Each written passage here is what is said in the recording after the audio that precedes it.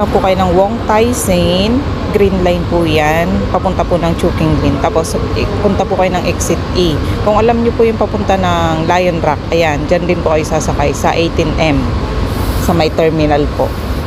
Sayang po yung pamasahe, 4.2. 15 minutes po yung biyahe. Tapos sabihin nyo po sa driver na bababa kayo sa Patjong Temple. Tapos lakarin nyo na po. Pag nakita nyo po yan, itong arko na yan, dyan po yung starting point. Papunta po dun sa may, sa may taas. Ayan. Akit lang po kayo ng hagdan. Tapos may makikita pa kayo na isang, para siyang rest area. Ayan, sa taas niyan. Ayan. Pag nakita nyo po yan, sa right side, may kalsada, may makikita po ulit.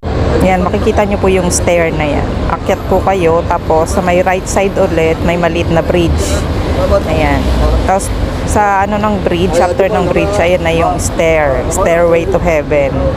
Yan. Pag na-reach nyo yung pinakang top, ayan na po yung magandang view sa pinakang taas niyan.